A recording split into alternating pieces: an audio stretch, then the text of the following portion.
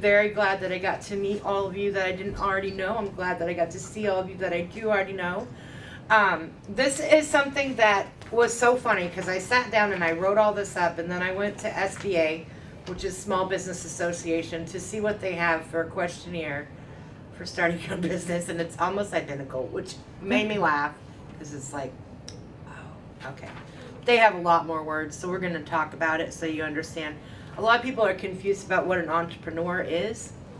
People that are entrepreneurs are not, it has nothing to do with just being in business. That's coming up with something that is there's a need for or a function for, something that will change the face of the planet for the better. So the first question on here, has anybody ever wanted to do what you love and get paid for it? Yeah. Okay, so, all right, we can continue the class, yay! So I want you guys to think about it, and if you want to get a pen out, you can, and write in what it would be. I mean, if you want to make money taking and gluing dead bees to a flower stick, Oh, I wanted to go to the fly. you know what I mean? Whatever it is that makes you happy, there's no wrong answer, even if it's not a business right now. That's the greatest news about this. Because let me tell you, I started my witchcraft shop over 20 years ago in Lewiston, Maine. Come on in, if you're coming in, you can. Grab a seat with one of the papers on it, honey. Okay. But it was the very most Catholic town in all of Maine, and I tried to open a witchcraft shop. It didn't go over real well when I began, but I did it, and I made it work. Not with any bank backing, not with anybody saying yes they'd help me, not with any advertiser that would help me, not with even a company that makes business cards that would be willing to do business cards for me. I had to go out of state for everything because no one would. You're doing what? No, I don't believe in that. I'm sorry, I'm not helping you. You're refusing me this. I have the right to do that. It's Maine. I'm like, okay, all right, I will leave. Now everybody loves me, but it took me a long time to get there. So, what makes a successful entrepreneur? Number one, that is the most important thing about being an entrepreneur, is that you love it. It has to be a passion. You will not succeed if it is not a passion. How many people watch motivational videos? Anybody watch YouTube? Any of the people that you love? Maya Angelou's is amazing. Some of the different ball players, some of the big business people, even crazy Trump. If you don't love what you do, you will not succeed. So that is number one, and people forget that part. Just because it's something you can do doesn't mean you're going to like it for the rest of your life. I love to cook. I do not want a restaurant. That is way too many headaches. I want to cook when I want to cook. I don't want to deal with the rest of it. So find out if it's something that you love. If it's already a hobby that you spend money and time on, most likely, it's something that you could keep going with. You know what I mean? Second of all, you have to know that it is not going to be yes out of the block.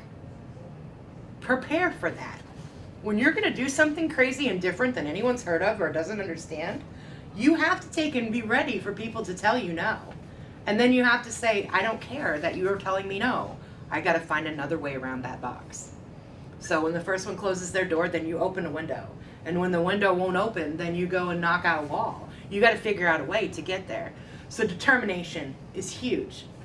Because if you're going to let the first time that something tells you that you can't do it, or even the second or third time, knock you down and you say, forget it, I'll never get this.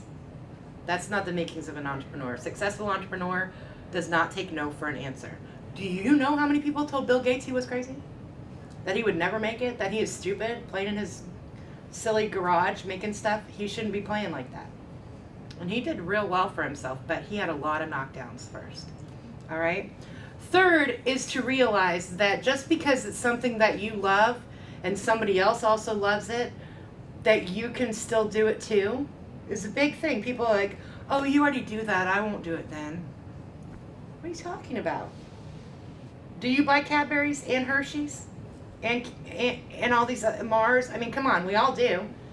They're different companies that make the exact same product. They make them different a little bit, but they're still all successful. So it doesn't matter how much. So there's a wonderful thing. If you guys want to write this down, it's amazing. His name is Astarius. So it's Astarius. And if you look up Astarius Spirit Wrap, the original full version on YouTube, At the very end of it, he says, and remember, there's plenty of room at the top. It's just the bottom that's crowded, y'all. And it's the truth. You can succeed too. You don't have to stay down here fighting and scraping. Figure out what makes you amazing at whatever it is you're amazing at. You will soar. The proof is that there's how many of us all doing metaphysical stuff in one building. We're all making a living. Some of us choose to go a long way. Some of us don't choose to go a long way.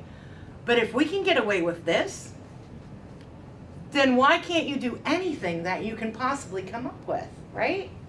All right, so that makes a successful entrepreneur. When I teach my class and I have you one-on-one, I make you fill that out because people are like, I gotta have a good product. I gotta have good employees. That has nothing to do with whether you're gonna be successful.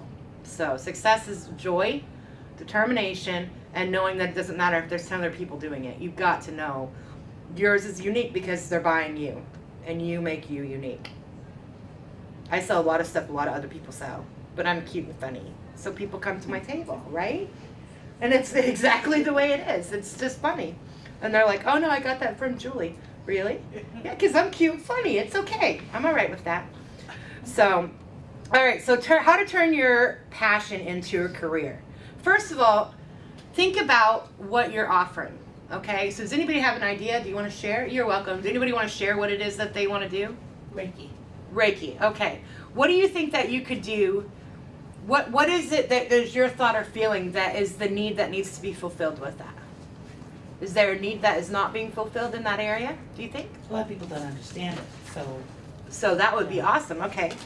So that's the first thing. We think about the need that we're offering to the world with what we're trying to come up with. So the good thing is there's 5 of these. You only need 2 of them to really be successful. So if you don't find a need, that's okay. So second thing is you can't find it. Well, we all live in rural areas, so it's nice to know that you can find stuff that you can't find. There's not a witchcraft shop in every corner of Bethel, Maine, I'll tell you that. You know what I mean? But if you go up the road on North Road 30 minutes, you can get to my house. I got stuff. So if you have something that other people don't have, or you have it in an area where they can't find it, that's helpful. So doing Reiki in your neighborhood, maybe there's not 6 Reiki masters on your street. So that would be helpful because you could get all the neighbors to actually come over. Do you know what I mean? So think about how you're able to fulfill something where it isn't. You know what I mean? Then draw on your own experience. What do you know about it? If you don't have some experience or knowledge or love for it, you've obviously looked into it. You've obviously researched it and you probably had it or you wouldn't want to do it. So that's your experience that you can draw on. But then you think about all the things that you didn't know were to do with Reiki. So how many doctors have you gone to? That's knowledge that's helpful in Reiki because those are things that you can explain. You don't have to go through this or that or the other frustration. How many times have you had to do paperwork in your life? You know what I mean? You don't have paperwork with Reiki, really. I mean, there might be one sheet that you haven't fill out, but they don't have to fill out triplicate for 3 hours before you can get seen by somebody. You know what I mean? So that's kind of cool. Or get it approved by the insurance company. Exactly. And Reiki actually is getting more readily approved slowly by the different insurances too. But draw on your own experience. Have you ever done retail? Have you ever worked, wherever you've done, whatever you've done in your life has prepared you for what you want to do as a joy and as something. So I did lots of little tiny different weird jobs. And that taught me one thing. And are you guys ready for the biggest secret of the whole universe? Because this one blows people away. All right? Everybody's dumb. No. All the way up and all the way down. We are all animals that wear clothes. And if you can understand that, then all of a sudden you don't feel like somebody's better than you or lower than you. We're all the same. So you have every right to be happy and do what you love as much as anybody else. If Trump can run our country, and if for whatever reason Hillary even had a chance to run for it, we have to sit back and go, okay, I can too. Nobody doesn't put their pants on one leg at a time. I don't care who you are. So once you feel that, it gives you this huge relief because it's not so scary anymore. Anybody that can is you. You can. So don't wait. Don't procrastinate because you think it's hard or crazy or scary. It doesn't matter. Okay? Making it better. You could make it better by teaching along with it so people understood what Reiki was about. as well as just giving it out. So that would be an amazing thing. Do you know what I mean? The educational piece of it, that's awesome. So the same thing, like I make my stuff better because I buy bazillions from all over the world and I give it to you for a teeny tiny price. I like that. It was hard for me to find stuff. That was my underlying goal for my business. I wanted people to be able to buy ritual supplies that they could afford, because I couldn't find anything anywhere that I could afford. I couldn't get the stuff I really needed. When you need Dead Sea salt, you need Dead Sea salt. You don't need salt that came off the table. You know what I mean? So I was like, well, how do I get that? Well, you start calling around to get Dead Sea salt from the Dead Sea. It's not cheap to ship over here. But I have little vials for $1, and you only need a little bit if you're doing something with it. So I found a way to do it, and I filled that by making it a little bit better. So think about how come you're happy with whatever it is that you want to do? What in it gives you joy? Should be your answer already for making it better, right? Whatever it is that gives you joy should be your answer to that question. Why it gives you joy. Because this, okay? And then the last one is, know who wants this, all right? Obviously, Lewiston probably wasn't the best town for me to try to open a witchcraft shop.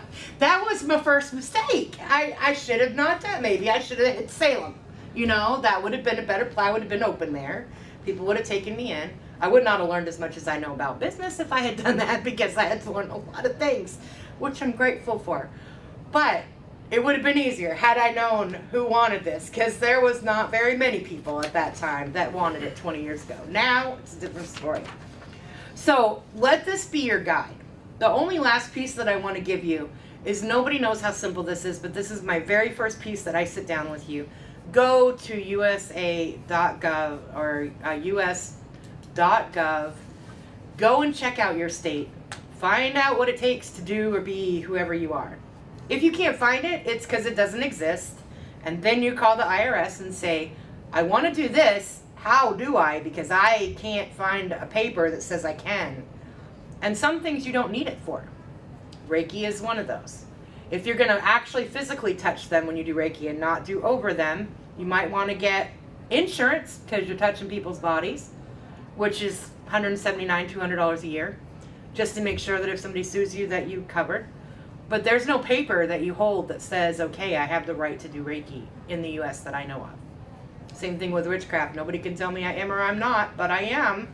You know what I mean? So there's things that you can do that you don't necessarily need licenses for. But you don't know that till you go hunt. And each state is different. You guys have a lot of rules in New Hampshire for psychics. Maine does not have the same rules for psychics. So know your state. And you can find that on USA.gov easier, because all the legal paperwork has to be on that site, where it might be hidden and hard to find on your state site. So try that first and see if you can find forms that you need. I had a friend who I sat down with him. He now sells fishing bait. That's all he does is sell fishing bait. He sells every kind of fishing bait under the sun. His only passion in the entire world is fishing. He really wants to get the bigger fish and the brighter fish and the heavier fish. And he has made an art out of fishing bait. And I don't know, I'm from Texas, we use worms. I don't understand all this other stuff. You know what I mean? That's all. Either that or if a crawdad caught on, sometimes you get a real big fish trying to eat the crawdad. But it was never something where I don't understand all the different things. That didn't matter. That wasn't what I needed to help him with to be able to get his business going. It was trying to get around the things he wasn't sure of. So there's no wrong thing. Who would have known? And he lives in J, Maine, which is a thumbnail size compared to this city here. You know what I mean? I think it's got a population of 1,400 or 1,500. And he made a business who pays him every day for just a bait shop that does all kind of different bait. So know your clients. Know who you're wanting to do this to. Guess what there is in J or very near? A couple of lakes. So there's places to fish. And that's really cool. So he was able to do that because it was there. So keep that in mind when you're looking at some of the things. Really go through and kind of think about how and what I said about which one of those things. See which one of those things helps. Does anybody have any little questions or thoughts? So there's people who need readers all the time. Sometimes there's just not enough to fill spaces. If you go and look at the National Registry of all the holistic fairs, there's places from here to California that need readers. So if that's something that you're interested in, guess what? You don't have to have a document for that job either. You just have to pay tax on it. So what website did you say? Just so I can write this down for my friends. to be able to look it Okay, up. so for your friends to look up, it's us.gov, and then you want to look at the state of Maine. You live in Maine, right? Still? Yes. Yeah. So look up the state of Maine through us.gov, and it'll give you that information that you need to find on what you need. Basically, what you have is they consider it entertainment. So when you do your federal taxes, you have to do it as entertainment.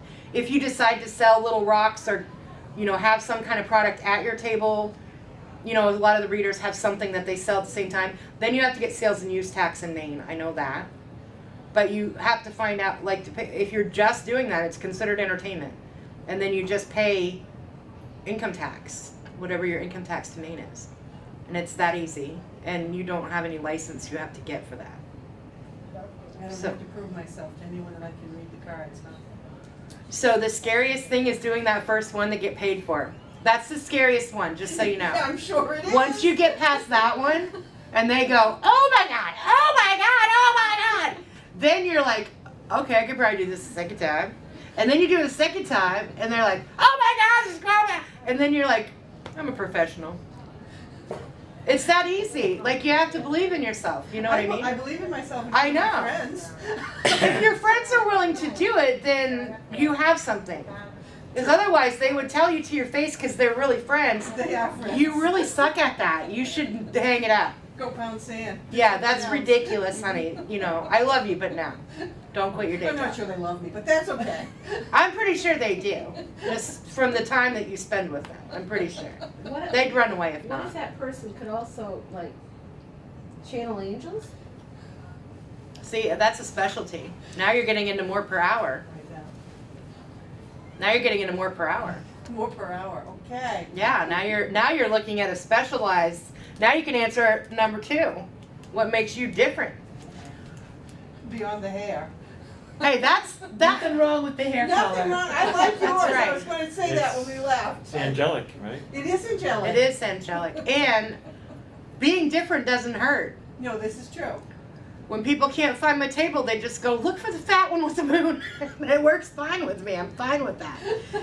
But it has something about me is different. People will remember that. If you always have short purple hair or green or whatever, you know what I mean? If they're looking for the rainbow hair, they're going to find you. They're going to say, the lady that always has different color hair. And it'll be something that'll be that. You know what I mean? It'll be your thing. And that's okay. That's okay. It really is. It helps you. It's an advertisement that you're not paying for. I mean, you do. You do it anyway. Right. But that's your advertisement. I usually have nice nails and I have a moon on my forehead, but that's all everybody ever says. So, but it really is. That's part of your personality. It's who you are. You know what I mean? And that's the things that people remember that make them come back. But yeah, you're talking a specialty. You could do 60, 70 an hour easy. Gulp. Start off with getting somebody to give you 15 for a reading. That's what you start with. In Boston, Maine, I can do this? No. You can, actually. I could probably get you in touch with Redheaded Becky to get in her show in October. She's not full. I happen to know that because I had lunch with her the other day. I'm just saying. I have lots of those connections too, so when you're ready, just let me know. Have you taken your courses?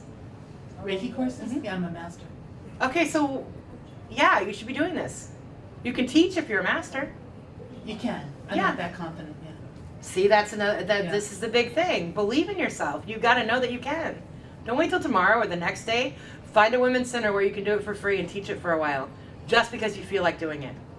And do it for free because then you don't feel bad about it, and then you'll get confident in what you say, how you say I don't it. take money from anybody. I'm kind of like, no, I'll just do this. Makes Well- you feel good. Thank you. Okay, bye bye. Yeah, exactly. So, but then you go, okay, when it starts getting to where your hobby takes more of your hours than you have hours to do, that's when you say, okay, I got to eat too. So I need to at least make enough money for McDonald's. So then you're willing to take a little bit, and then you get confident and you take a little bit more. He works. Lunch money. But you need lunch money if you're gone all day doing Reiki. That's true. That's true. So you can at least have, tell them it's, go to one of the local high schools or go to one of the, like the women's education type things and say, I would really like to offer my service. I'm willing to do 2-hour beginner Reiki for $10 a person. You're not going to feel bad about that. And most of the time, those places, they may need like 10% or 20% to go cover their lights or whatever. So then you're taking even less, but then you're helping something, so then you don't feel bad. Right. Do you know what I mean?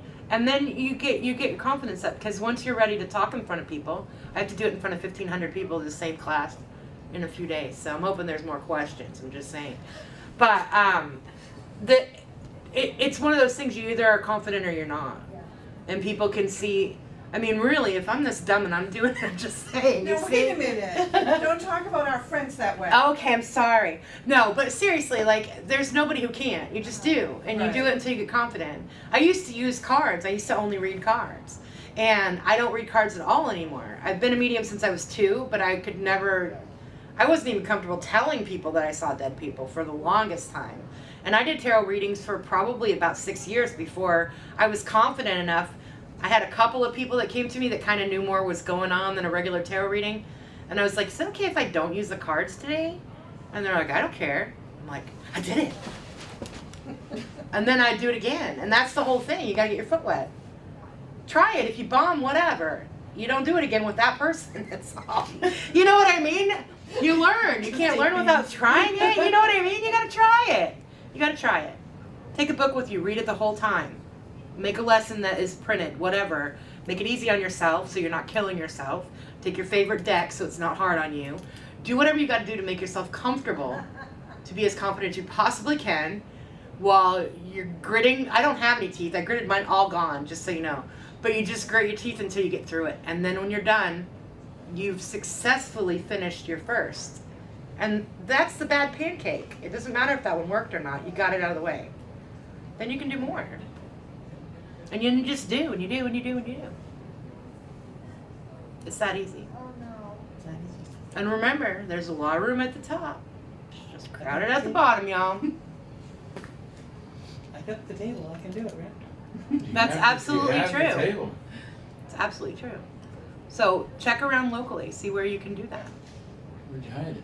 When I first started doing readings, do you know what I did, how I got it out there? In the closet? I would go to restaurants I like to eat at, and I would ask the manager, because they knew me because I ate there a lot, if they would do a special like on a Friday or a Saturday and say that there's a psychic there, or you know that there was somebody that wanted to do card readings, and offer it to the people as they came in the restaurant, or put it in a, you know, whatever their little flyer was for the week or whatever. And obviously like TGI Fridays and stuff that's corporate don't want that, but like if you go somewhere that's a personal restaurant, sometimes they'll do that for being able to get extra customers in that night. And just try it out, Yeah, for Reiki. because you never have to do that again, and they're still going to take your money for food. You roll up You know what I on mean? your You didn't green kill anybody, you didn't shoot soul, anybody, nothing glass, happened wrong. purple And if Reiki somebody bag. normally, that's not where you want to end up doing it. So you try it. If it doesn't work, that's okay, because at least you got a good meal. You know what I mean? Find a place you're the most comfortable with, do it, try it. But that's how I started. You remember, what's it called? It was in Lisbon. I don't think it's even there anymore. The little Italian restaurant on the corner. Graziano's let me start. That's where I started reading cards. They would have a thing and they'd tell people that there was going to be somebody reading cards, and I would go there and I'd have 3 or 4 readings. It wasn't a lot, but it got my feet wet and I wasn't scared anymore. And of course, getting in with the Italians and not having anybody have faith in the witchcraft stuff was great, because what happened from there was I all of a sudden had all the Catholic maymays. I don't know if you know anything about that, but the older they get, the more okay they are with psychic readings, no matter what. Absolutely. So they want to start talking to all their dead people. And I had parties for a while when I first started doing psychic parties. They were all 80 and 90. Some of them had their oxygen tanks, and all they wanted to know, just because I always offer anybody, the first when I sit down with a reading, I'm like, is there anything you don't want to know? Because I'll give you that option before I start. Otherwise, I'm going to give it all to you, good, bad, and ugly. Just don't tell me if I'm going to go this week, dear. And sometimes that was the group I started with. And then, I mean, they're all gone now. So if I did a terrible job, it's not a problem. I got done. You know what I mean? You find a place you're comfortable is what I'm saying. Start somewhere. Until you do it on a few people, you're going to be freaked out for the rest of your life. So just get out there and try. What are you doing in there?